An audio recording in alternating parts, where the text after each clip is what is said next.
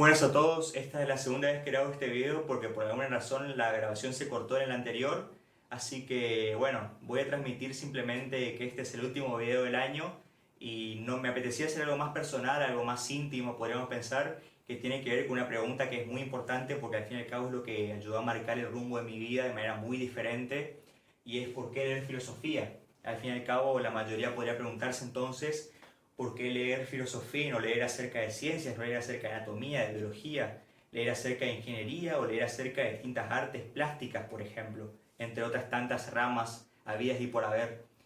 ¿Por qué me centro principalmente en la filosofía? Más allá de lo abarcativo que es la misma y lo presente que está en las ciencias, porque al fin y al cabo la tecnología avanza y al avanzar la tecnología también avanza la filosofía, lo cierto es que también me interesa dar cuenta de que tiene una finalidad en sí misma. Es decir, que no se la hace por justamente aspirar a tal o cual beneficio, sino que el estudio filosófico en muchos casos resulta apasionante. ¿Por qué? Porque lleva de la mano la comprensión y el contraste que podemos realizar a partir de ciertos sistemas de ideas, sean tanto acríticos como sean críticos, que permite también dotarnos de herramientas para afrontar el día a día. Estas herramientas lo que van a tener es una excelente utilidad. Excelente utilidad, ¿por qué? Porque nos va a ayudar a desenvolvernos de mejor manera, no solamente en nuestro trabajo, en nuestro entorno, por ejemplo, en nuestro estudio o también en distintas conversaciones interpersonales, sino también es que nos va a ayudar a dar cuenta de los errores que cometemos, por ejemplo, a la hora de pensar en estos esquemas cognitivos que tenemos. Como ya sabemos, las personas tenemos esquemas cognitivos y con esos esquemas lo que hacemos es de algún modo ya tener una base que nos permite interpretar la realidad y que nosotros no lo hacemos de manera crítica en muchos casos, sino que simplemente nos funcionamos por prejuicios. La filosofía va a chocar con todo esto porque viene a hacer preguntas difíciles, preguntas incómodas, y estas preguntas lo que van a hacer es, los filósofos lo que van a intentar es dar respuesta, y cada uno de ellos va a dar una respuesta diferente al respecto. Entonces, aquí está el componente de la originalidad, porque al fin y al cabo yo no planteo esto para que las personas que oigan, por ejemplo, este video piensen que entonces tienen que adherir a tal o cual pensamiento. Eso dependerá del trabajo de cada uno y de aquello que uno estudie. Uno debe leer acerca de mucho para poder justamente establecer un pensamiento crítico, porque si uno lee siempre acerca de lo mismo, más daño le causará, porque el daño al fin y al cabo vendrá de no poder tolerar pensamientos diferentes al propio, no poder ser compatible y adaptarse a la realidad en la cual uno se encuentra.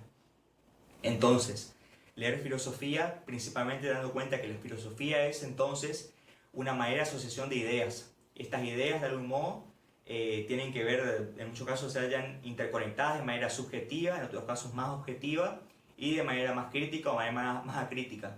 Nosotros debemos simplemente establecer nuestro propio sistema de ideas a partir de esta filosofía, al dar cuenta que ya de por sí tenemos una filosofía propia con la cual nos desenvolvemos, pero ver qué tan conscientes somos de las limitaciones de la misma y qué tan en muchos casos estamos sesgados o inclinados a pensar de un modo y no de otro. Entonces voy a plantear dos preguntas. Estas dos preguntas se ven interconectadas entre sí. La primera es el qué hacer con la libertad y la segunda de ellas es qué hacer con la soledad. ¿Por qué planteo que sean interconectadas? Principalmente porque la soledad se va de la mano en muchos casos con nuestra libertad. ¿Por qué? Porque la soledad hoy en día tiene una connotación negativa. Esta connotación negativa que dice que una persona no puede estar sola porque si está sola quiere decir que está aislada y por tanto es inadaptada socialmente. Cuando en muchos casos lo que nosotros debemos hacer es emplear nuestra libertad para poder estar solos aunque sea un tiempo. Escuchar esa voz interna en nuestra mente y no callarla con constantes estímulos como el uso de redes sociales o el uso de estupefacientes, sino simplemente ser capaces de esa soledad dar cuenta de un propósito, porque al fin y al cabo este sistema de ideas nunca estará completo si no se basa en una ética. ¿Y qué es la ética? Son los principios y fines que guían, que rigen nuestra conducta, nuestra manera de comportarnos. Y como dice Nietzsche, quien tiene un porqué soporta cualquier cómo. Es decir, que si nosotros tenemos una guía, un propósito firme que rija y que guía nuestra voluntad, nosotros sabemos entonces cómo obtener las herramientas necesarias para lograr ese fin. Por eso debemos estar solos en un primer momento para poder encontrar algo que verdaderamente nos llene, una pasión, algo que verdaderamente despierte amor en nosotros y que por tanto sea una motivación intrínseca y que no nazca de un otro, que no nazca de debo ser tal o cual cosa porque mis padres ya son tal o cual cosa y ellos quieren que yo sea esto. Por ejemplo, que en muchos casos suele pasar, sino que nazca de uno, nazca del interior de uno, que uno verdaderamente le surja, sea algo inherente a uno mismo querer hacer esto, porque simplemente uno no puede desidentificarse de eso. Esa sería la meta, sería lo óptimo. En muchos casos hay personas a las cuales esto le cuesta más, pero no por ello significa que eso sea imposible. No hay nadie que sea un bueno para nada. No hay nadie que no pueda encontrar nunca una pasión o algo que verdaderamente disfrute. Siempre hay algo con lo que uno está verdaderamente conectado. Y si uno se dedica al trabajo de estar solo, aunque sea por momentos, uno nunca va a poder encontrar ese propósito. Y por tanto nunca va a poder gozar de lo que nosotros podríamos determinar como una verdadera libertad. Ahora bien, ¿cómo podemos definir entonces la libertad? Desde mi concepción, desde la concepción que yo tomo de Spinoza, se considera libertad como el conocimiento de las causas que nos condicionan. Es decir, que esa definición tiene implícito dos cosas. La primera de ellas es que el conocimiento lleva a mayor libertad. El conocimiento lleva, por tanto, un mayor saber, es decir, el saber lleva a tener más poder. Y lo otro que sea implícito es que estamos determinados a cierto punto, porque ya hay causas que nos condicionan que nos determinan a que hagamos tal o cual cosa. Es decir, que hay sistemas más amplios, sociales, en los cuales nosotros estamos inmersos y por tanto no podemos escapar y no podemos ir más allá de los mismos. Pero esto no implica que nosotros tengamos un círculo de acción, aunque sea más pequeño, en el cual nosotros podamos actuar verdaderamente. Y estos círculos de acciones que son más pequeños son al fin y al cabo lo que tenemos para actuar. Es preferible eso a no tener absolutamente nada. Esto se llama determinismo débil. Es un determinismo, es decir, estamos determinados en cierto punto a realizar tal o cual cosa, pero en elecciones del día a día, en elecciones particulares sí tenemos una libre elección. Quizás no llegue a ser, como ya mencioné, determinante o no llegue a cambiar el mundo, pero sí puede repercutir a que al menos tengamos una vida plena, que es al fin y al cabo el objetivo que yo pienso para mí mismo y también para cualquier persona que esté oyendo esto. Vamos más allá entonces. Entendemos entonces que esta libertad, dar cuenta de esto que nos condiciona, nos va a ir a hacer más allá de lo que está permitido. ¿Por qué? Porque si hablamos de que hay un condicionamiento, estamos hablando de que hay leyes o hay normas que no podemos romper, normas sociales en muchos casos. Es decir, límites de lo permitido. Trascender estos límites. ¿Significa esto que hay que delinquir, por ejemplo? Pues no, porque eso sería algo que no tiene sentido. No me estoy refiriendo a transgredir la ley o las normas del Código Penal, digamos, sino que simplemente me refiero a que en muchos casos hay imposiciones sociales, en especial hoy en día en la cultura woke, en la cultura esta de lo que hoy se denomina como la generación de cristal, en la cual se intenta inculcar maneras de ver la vida o maneras de pensar, y si uno no adhiere a las mismas es cancelado o es visto como la peor desgracia que le puede haber pasado a la humanidad. En muchos casos lo que se hay aquí es simplemente intereses políticos que buscan vender una ideología a la cual muchas de estas personas adhieren sin dar cuenta verdaderamente de los fundamentos. Esto genera una hipersensibilidad y esta hipersensibilidad genera incompatibilidad con la realidad, que es al fin y al cabo lo peor que le podría pasar a cualquier persona. En muchos casos estos límites, entonces, estas prohibiciones, son simplemente formas desfiguradas de un cristianismo, de una moral cristiana, de no debes hacer tal cosa, no debes hacer tal otra porque esto está mal. Siempre hay una moral, hay un bien y un mal, que es decir, que hay algo que en muchos casos tiene que ver con la cultura y es subjetivo. Dar cuenta de estos límites, entonces, conocer al respecto, como dice Spinoza, también nos va a ayudar a seguir en muchos casos por fuera de los límites de lo que nosotros consideramos posible. ¿Por qué? Porque estas prohibiciones, yo no puedo hacer tal cosa porque eso está mal, y si uno quiso hacerla, por ejemplo, o eso no está del todo bien, o yo nunca voy a poder hacerlo bien, es al fin y al cabo lo que genera límites en lo posible. Y nosotros ya estudiamos, ya sabemos cómo funciona el aprendizaje. Yo traje videos al canal, por tanto a quienes no los hayan visto deberían verlos porque son muy interesantes y yo planteo la base neurobiológica que sucede en el cerebro al momento de aprender algo nuevo, y sabemos entonces que la neuroplasticidad lo que lleva es a ir más allá de los límites de lo que originalmente podríamos pensar como posible. Es decir, que los factores genéticos sean inmensamente influenciados por los factores epigenéticos, es decir, por los factores ambientales y cómo ellos repercuten en la composición del cerebro. Repercutir en la composición del cerebro entonces no es sencillo, pues hay muchos hábitos y muchas maneras de realizarlo que requieren atención focalizada y que requieren justamente un esfuerzo constante de la persona, que va a hacer a su vez que se fortalezcan conexiones neuronales y que también se debiliten otras tantas que no sirven para el propósito que uno busque. Por tanto, siempre volvemos a lo mismo, volvemos al propósito, es decir, volvemos al qué tenemos que hacer y a partir del qué vamos a llegar al cómo. Ahondando más entonces, debemos dar cuenta que estos hábitos irreemplazables son al fin y al cabo los que yo traté de inculcar en los videos, por ejemplo, la meditación o también, donde también mencioné acerca del ejercicio físico. ¿Qué serían estos hábitos irreemplazables, estos hábitos que no pueden ser cambiados por nada? En primer lugar, el horario de sueño, el poder dormir por lo menos 7 horas por noche. Los beneficios son fenomenales, lo que mejora es la calidad de vida en general, mejora el ánimo, también mejora justamente la capacidad de atención que tenemos, de la que disponemos, que al fin y al cabo la atención es un recurso finito, pero que es renovable y no se puede renovar si no descansamos bien. También lo que va a hacer es mejorar nuestra capacidad física, nos va a hacer también consolidar los aprendizajes del día a día, es decir, que las conexiones neuronales se establecen cuando uno está durmiendo, porque hay una higiene mental que debe realizarse. También debemos justamente comer mejor, ¿por qué? Porque la ingesta de alimentos en muchos casos facilita enormemente que elijamos mejores hábitos. Comer mejor tiene una asociación a comer mal o comer algo que no es rico, por ejemplo, cuando en realidad hay cientos de recetas en donde uno está ingiriendo más micronutrientes, más macronutrientes, y que no por eso son comidas o alimentos que no sean ricos. Esta connotación simplemente tiene que ver con justamente la venta de marcas, que las marcas lo que buscan es vender sus productos llenos de calorías vacías y de grasas sobresaturadas sin ofrecerte ningún beneficio, pero que se intenta vender como lo mejor del mundo. Entonces uno adquiere la idea de que porque estos alimentos son hiperpalatables, uno no puede adquirir el mismo deleite del alimento desde otras fuentes más sanas y más naturales, cuando en realidad sí se puede. Otro aspecto entonces es el entrenamiento físico, ya sea anaeróbico o aeróbico, es decir, ya sea cardiovascular o que sea más muscular, más de ejercicio de fuerza. ¿Por qué? Porque ambas lo que hacen es oxigenar el cerebro, ambas van a producir endorfinas, es decir, hormonas que generan un mayor bienestar, y ambas también van a fortalecer conexiones neuronales. Es decir, que el ejercicio físico no solamente ayuda a ser uno más inteligente, sino que también lo ayuda a ser más feliz. Esto es muy importante porque al fin y al cabo, eso que se asocia con algo que es un estado de sufrimiento, uno la pasa mal cuando uno entrena, es simplemente por la falta de costumbre. Pero el cuerpo tarde o temprano se va a adaptar a eso. Y si comemos bien y dormimos bien, el proceso será muchísimo más rápido. Ahora bien, otra higiene que debemos realizar es la higiene cerebral, que tiene que ver con la atención focalizada, la capacidad de meditar.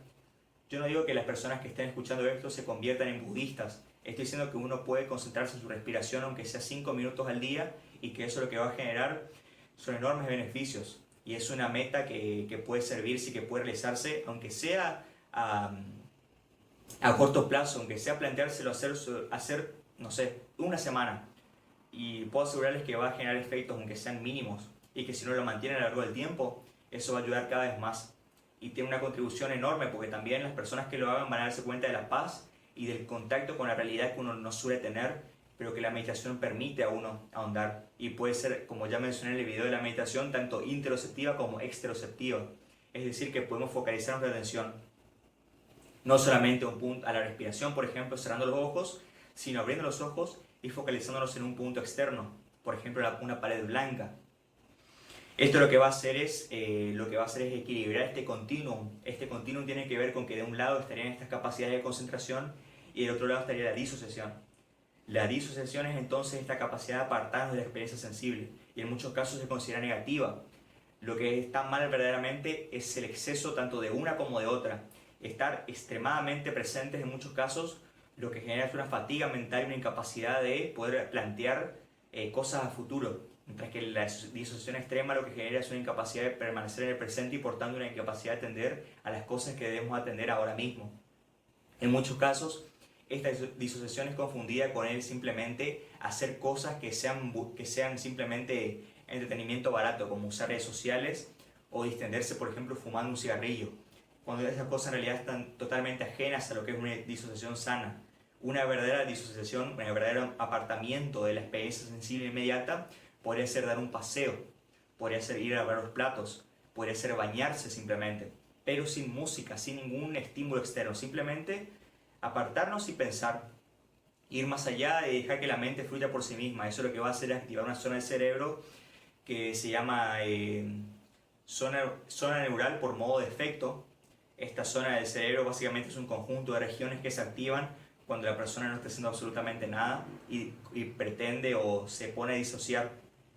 Ahora bien, los efectos positivos de esto son muchísimos, principalmente por lo que va a hacer es que equilibrar este sistema que debe estar equilibrado, y también va a hacer que tengamos, por tanto, mayor capacidad de recuperar esa atención y focalizarnos en los aprendizajes que debamos realizar. Y recordemos que siempre lo importante es la motivación intrínseca. ¿Y por qué en muchos casos es tan difícil alcanzarla? Principalmente por la manipulación de las redes sociales. ¿Qué buscan inculcar las redes sociales en muchos casos, aunque no nos demos cuenta? En primer lugar, miedo. Yo tengo miedo de quedar solo, por ejemplo. Tengo miedo de no formar parte de tal o cual grupo y ser apartado. ¿Por qué? Porque si yo no hago tal o cual cosa que ellos hacen, yo voy a ser apartado porque yo no voy a poder formar parte de ese grupo. Y en muchos casos esas actividades de ocio, no digo que estén mal, pero hacerlas repetidamente y no poder ir más allá de las mismas, sí genera un malestar y sí genera una incapacidad de poder desenvolverse verdaderamente bien. Por tanto, lo que se pone en juego ahí en muchos casos es la culpa también. La culpa es el segundo elemento. Esta culpa, ¿cómo se va a ver? Se va a ver en si yo no hago tal cosa, me voy a sentir mal porque voy a ser apartado. Entonces uno se frustra y en muchos casos uno está inhibido o cohibido, siente que los demás le están imponiendo una manera de pensar, cuando en muchos casos esto no solamente que no sucede, sino que si sucede quiere decir que en ningún momento deberías haber formado parte de ese grupo en un primer momento, porque no sirve para nada. No sirve para nada formar parte de un grupo en el cual uno se haya totalmente alienado y en el que uno se haya totalmente condicionado a realizar actos, actividades de las cuales no se siente verdaderamente orgulloso por no ser verdaderamente gratificantes. Lo que nos lleva al segundo punto, que es la mentira. En muchos casos uno puede dar cuenta de esto, pero como el miedo a quedar solo es más grande, lo que sucede es que uno se miente, o miente a los demás, o se miente peor, lo que es peor, a uno mismo, y se dice que uno está formando parte de ese grupo por toda la cual excusa. Eso se llama racionalización, y que tiene que ver un proceso en el cual uno justifica una conducta, pese a que no tenga una conducta que tiene que ver con un componente emocional, a partir de un componente racional o intelectual. Eso es lo que sucede mucho, y del cual yo no me encuentro exento, digamos. Ahora bien, entonces hablamos de que esta soledad, es decir, lo que nosotros hacemos con nuestro tiempo que estamos solos, estos hábitos irreemplazables y también estos factores de las redes, lo que van a hacer es modificar nuestra conciencia, es decir, modificar nuestra composición yoica. La excelencia justamente no es un acto, sino que es un hábito, es algo que repetimos consistentemente. Y si nosotros mantenemos estos hábitos, vamos a poder, en especial la generación joven, la generación que tiene mi edad, va a poder contrarrestar en la medida de lo posible todos estos elementos de la manipulación en las redes. Porque seamos sinceros, la mayoría de nosotros nos hallamos insertos en las redes sociales y es muy difícil que salgamos. Yo me incluyo. Entonces, como es muy difícil salir, debemos realizar actividades que compensen esto. Es decir, si tenemos tiempo ocupado, el día ocupado, es muy difícil que podamos dedicarnos a perder el tiempo en redes sociales y que por tanto absorbamos esta negatividad o estos elementos de miedo, de culpa y de mentiras, porque estaremos ocupados realizando actividades verdaderamente edificantes. Ahora bien, damos cuenta entonces de que la libertad tiene tres componentes, tal y como lo señala Jesús González Maestro. El primero de ellos es el componente genitivo, es decir, la capacidad de engendrar o de producir algo. ¿Y cómo se puede ver esto? Principalmente en que nosotros, cuando tenemos nuestra libertad verdadera, es decir, este componente, aunque sea un círculo de acción pequeño, como ya mencioné, es lo suficientemente grande como para poder hacer algo que pueda mejorar nuestra calidad de vida, al fin y al cabo nos permite dar cuenta de un propósito, y este propósito es esto, lo genitivo, es decir, lo que nosotros generamos, lo que nosotros somos capaces de producir, ya sea a nivel artístico o a nivel científico. Cualquier acto donde el lenguaje se detenga y donde el significado se transmita, es decir, en ese momento en el cual estamos en un perfecto balance y estamos aprendiendo algo, estamos en lo que Piaget denomina como la zona de desarrollo próximo, entre lo que ya sabemos y lo que no sabemos. Ese punto de aprendizaje ahí es al fin y al cabo donde se produce lo genitivo de la libertad, que está asociado con lo dativo, es decir, en muchos casos es el propósito. El dativo tiene que ver con el para qué o para quién estoy haciendo esto. Lo idóneo sería que lo planteemos para nosotros mismos, porque si hacemos justamente para un otro nos damos cuenta de que el otro siempre es contingente, siempre puede estar o puede no estar ahí. En cambio uno mismo siempre va a estar ahí hasta el último día, digamos. Por tanto, lo que nosotros debemos plantear es que nuestras metas tengan un porqué que nazca de uno mismo, como ya mencioné, un porqué intrínseco. A partir de ahí te damos cuenta del en. Lo ablativo que es, el ablativo es un concepto de anatomía y de la medicina que tiene que ver con la extirpación, con el cercenar algo, el quitar algo. Este caso se aplica también para los órganos o tejidos. Ahora bien, ¿cómo en sentido metafórico qué quiere decir? que hay fuerzas que tienen que ver con el contexto, es decir, hay situaciones específicas y hay fuerzas, por tanto, operativas y contradictorias, es decir, nuestra fuerza con la fuerza del contexto, que lo que va a hacer es condicionar, repercutir y, por tanto, determinar cómo nos vamos a desenvolver. En muchos casos nuestra lucha entonces va contra lo prohibido, como ya mencioné, que sería este contexto, y por tanto sería al fin y al cabo lo que nos va a indicar si lo que estamos haciendo está bien o está mal, pero ir más allá de esta connotación moral. Me refiero a lo que está bien o está mal en el sentido de que si lo que estamos haciendo verdaderamente está impactando en la realidad, es decir, si nuestro trabajo verdaderamente tiene frutos o si no lo está teniendo. Porque al fin y al cabo, si vemos que nuestros trabajos no están rendiendo frutos, en muchos casos debemos dar cuenta que quizás el contexto sí permite las cosas, pero nosotros no somos los que estamos tomando la acción, es decir, que el fallo está en lo genitivo.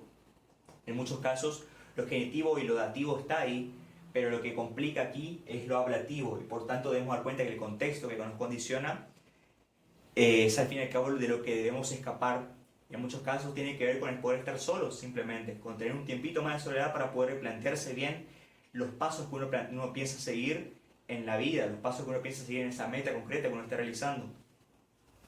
Ahora bien, todo lo que vine diciendo hasta ahora tiene que ver con este aumento, este conocimiento de la realidad y de la libertad de la cual poseemos y también las libertades que carecemos. Y todo esto, al fin y al cabo, es algo que puede ser obtenido por medio de la filosofía, por medio de la lectura de los estudios filosóficos, y no solamente por medio de este tópico, sino también por estas materias o asuntos específicos que tienen que ver con la literatura y la historia. ¿Por qué? Porque la literatura lo que va a plantear son ficciones. Estas ficciones se expresan por medio de signos lingüísticos, a través de coordenadas políticas o históricas específicas, y también lo que van a hacer es abrir ese paso a la libertad. Y este paso que se va a dar lo va a hacer a través de intercambios dialécticos en este lenguaje, en estas novelas que leemos. Y ahí nosotros podemos dar cuenta de dimensiones del ser humano que quizás por nosotros mismos jamás nos dimos cuenta. Por eso yo recomiendo, por ejemplo, leer literatura antigua, literatura del siglo II español, por ejemplo, o también la literatura de Shakespeare.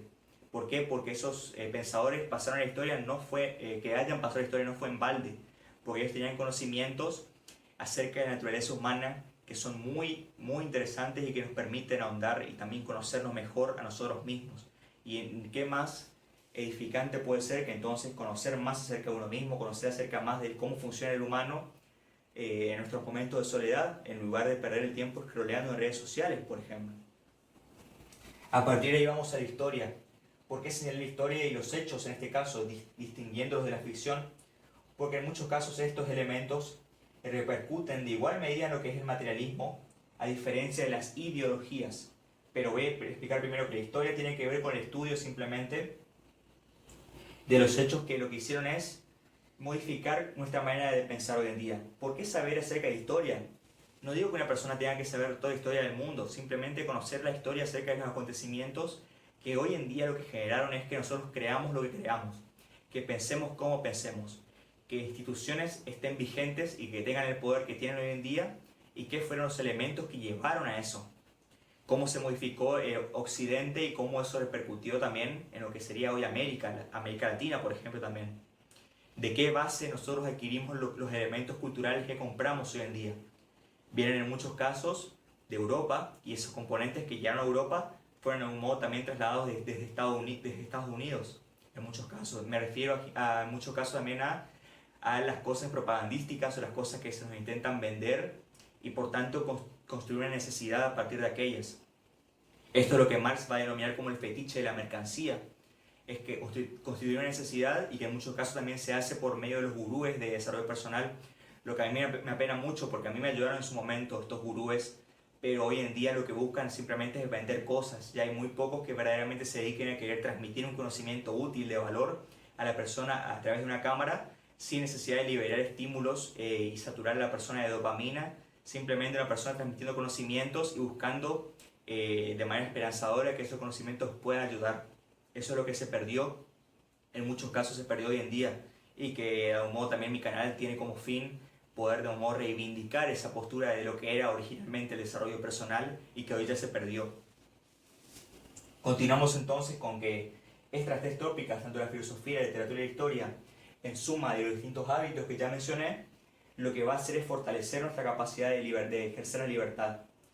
incrementarla de modo tal que ya no sea simplemente una ilusión y que sea algo verdaderamente factible, algo verdaderamente posible, aunque sea en un círculo de acción pequeño, que esté vigente desde el círculo de acción pequeño y que nosotros el día de mañana, cuando estemos en nuestro lecho de muerte, nosotros podamos de algún modo saber que hicimos lo que pudimos con las herramientas que nos dieron y las que fuimos dotados genéticamente también.